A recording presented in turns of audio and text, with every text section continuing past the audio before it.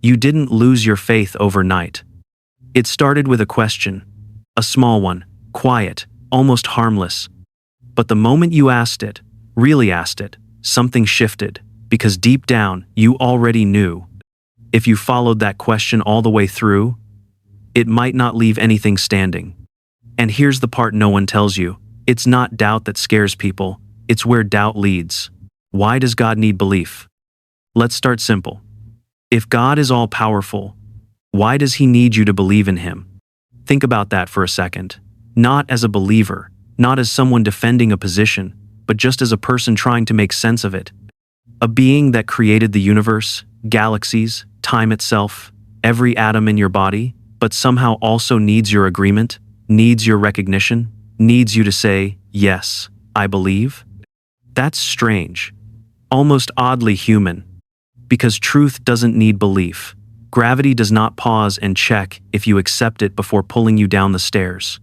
Fire does not hesitate because you are skeptical. You can argue with reality all day, it still wins without needing your vote. So, why does God? And here is where it gets uncomfortable, because the answer is not as spiritual as people would like it to be. Belief is not really about truth, it is about loyalty. It is about declaring, publicly or privately, that you are on one side, that you belong, that you accept the authority of something greater without needing proof. And once belief becomes loyalty, something shifts inside you. Questioning no longer feels like curiosity. It starts to feel like betrayal. You can feel it, even now. That slight tension, like you are stepping over a line you were told never to cross. But pause there. If something is true, it does not lose power when questioned. If anything, it becomes clearer, stronger, more undeniable. Truth welcomes pressure, because pressure reveals what is real. Loyalty, on the other hand, is fragile. It depends on consistency, on repetition, on not looking too closely. It needs reinforcement, it needs rituals, it needs reminders.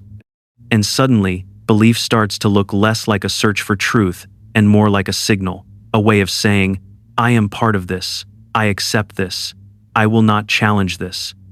That is a very different function. Now, take one more step, the step most people avoid.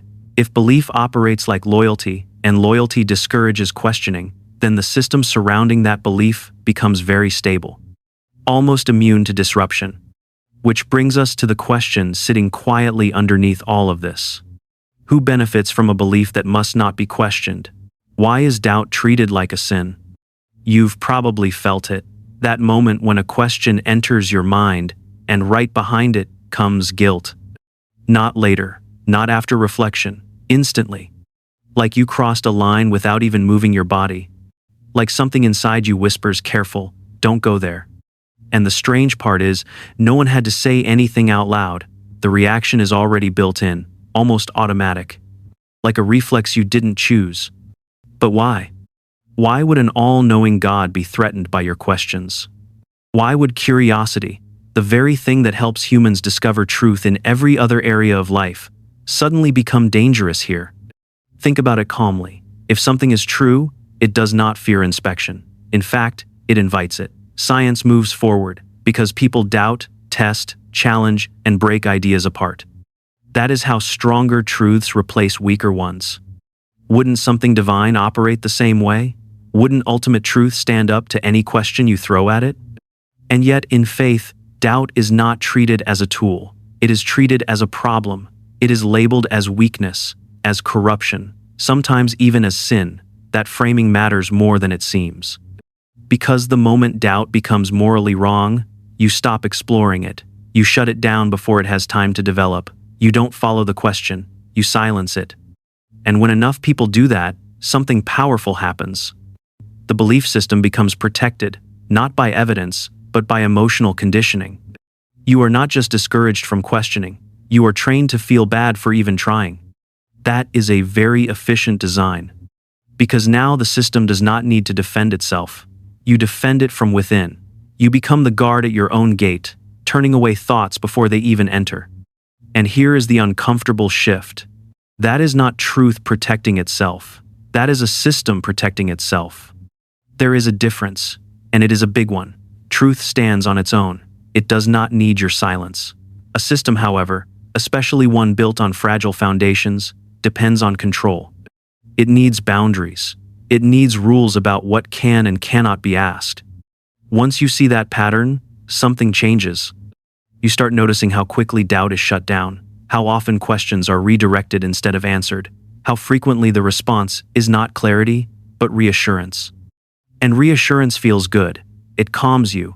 It gives you a sense of stability, but it also keeps you in place. And once that clicks, really clicks, you realize something most people spend their entire lives avoiding. The fear was never about doubt itself. It was about where doubt might lead if you were allowed to follow it all the way through. And once you see that, you cannot unsee it. Why are there so many confident believers and so many different truths? Every religion feels certain, not just hopeful, not just open to possibility, but deeply, confidently certain. Each one says, in its own way, we have the truth. And they do not say it quietly. They say it with conviction, with structure, with tradition behind it. Generations of people repeating the same thing, reinforcing it, building entire lives around it.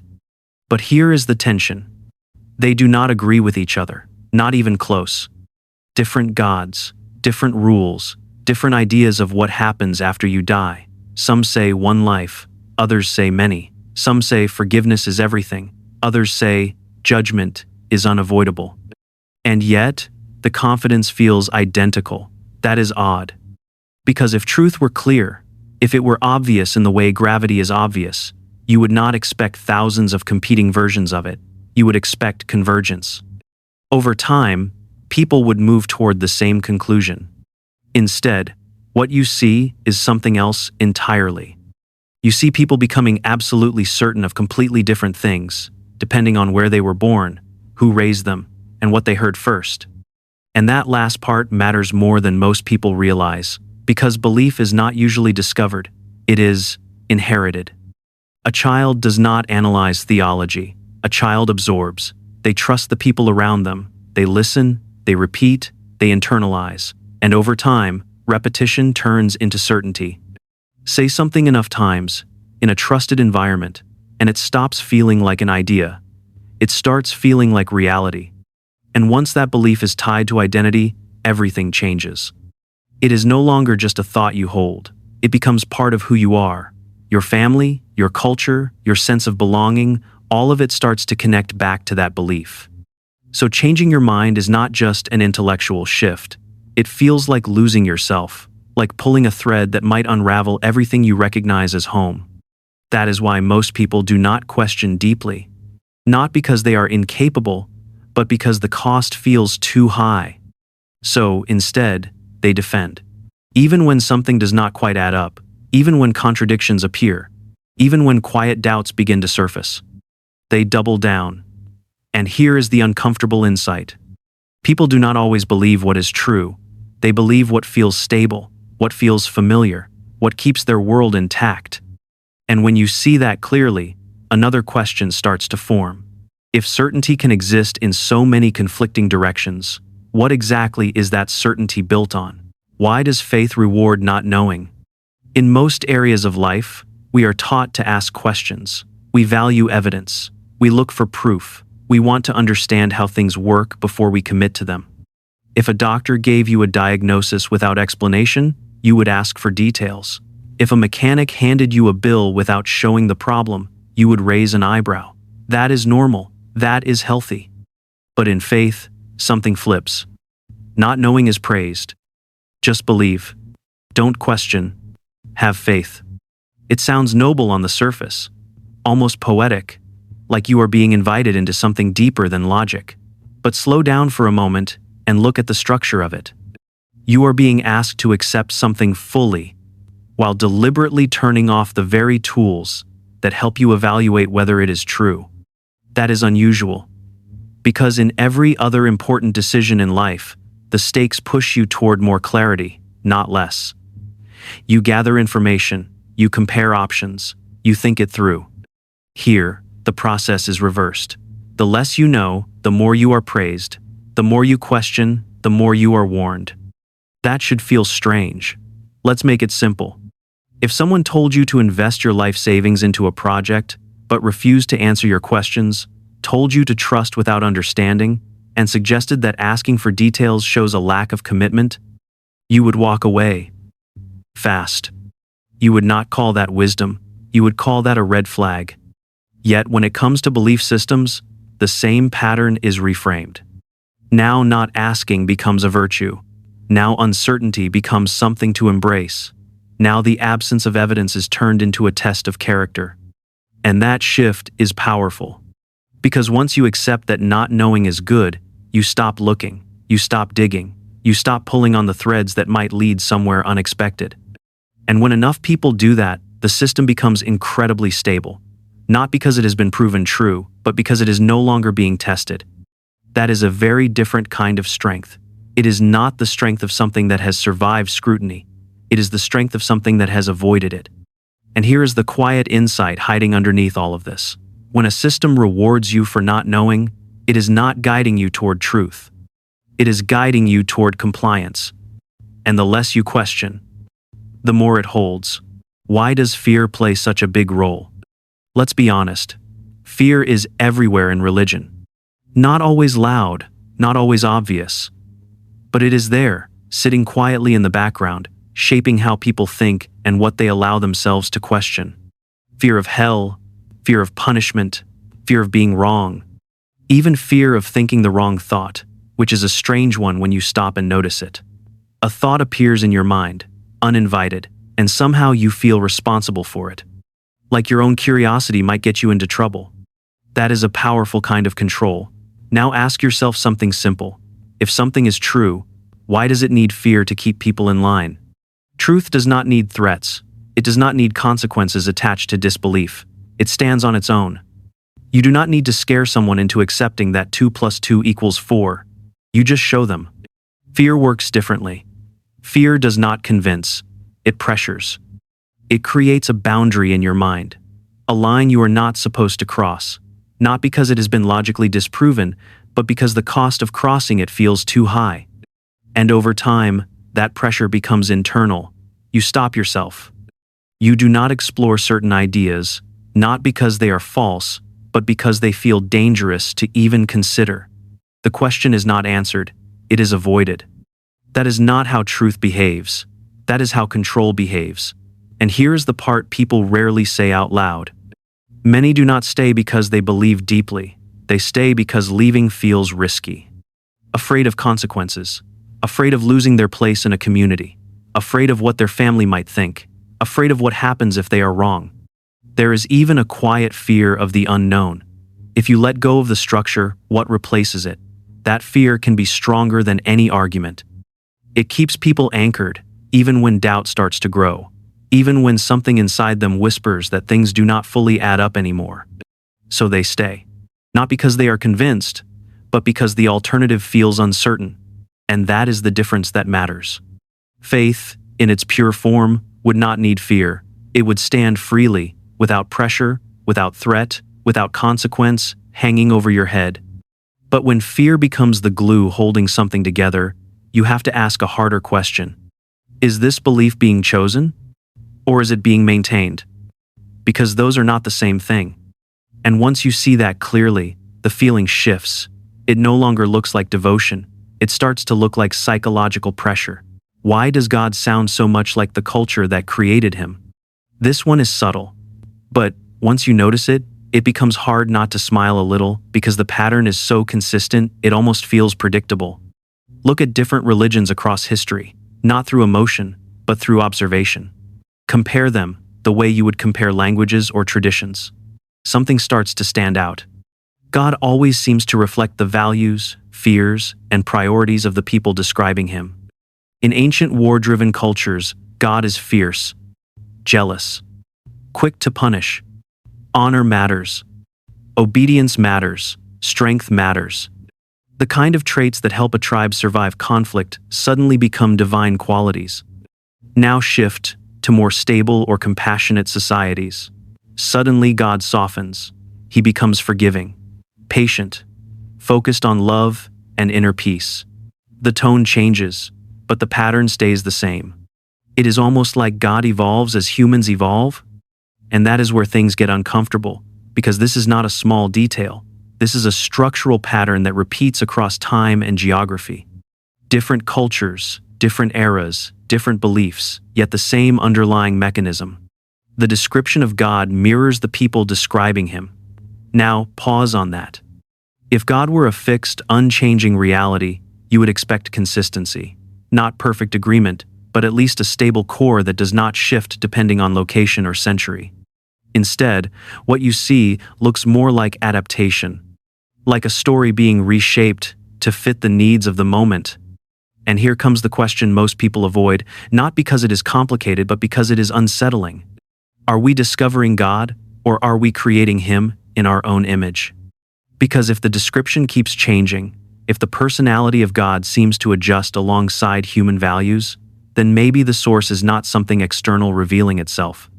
Maybe it is something internal being projected outward. That does not mean people are lying. It does not mean there is no sincerity. In fact, it might be the opposite. People are expressing what they deeply believe about authority, morality, and meaning, and then giving it a divine form. That is why it feels so real. But it also explains why it changes. Because humans change. And once you see that clearly, another layer opens up. The idea of God stops looking like a fixed discovery and starts looking more like a reflection. Not of the heavens, but of us. Why does leaving feel like losing everything? This is where it gets real, because questioning faith is not just an intellectual exercise you can switch on and off. It reaches deeper than that. It touches emotion, relationships, identity. It starts to affect how you see yourself and how others see you. When you begin to doubt, you are not just adjusting a belief. You are pulling on something connected to your entire life, your routines, your conversations, your sense of belonging. It is all tied together more tightly than most people realize. You are risking your community, the people who know you in a certain way. You are risking your identity, the version of yourself that has been built over years, sometimes decades.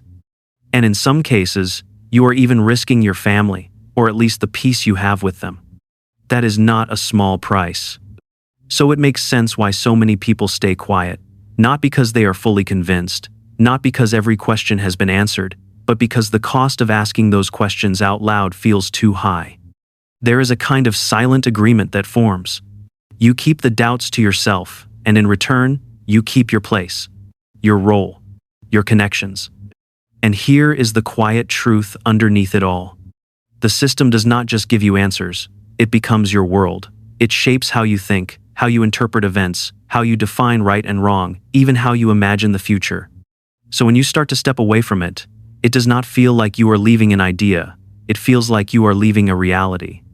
That is why it can feel so empty at first. Not because there is nothing there, but because the structure that used to hold everything together is no longer in place.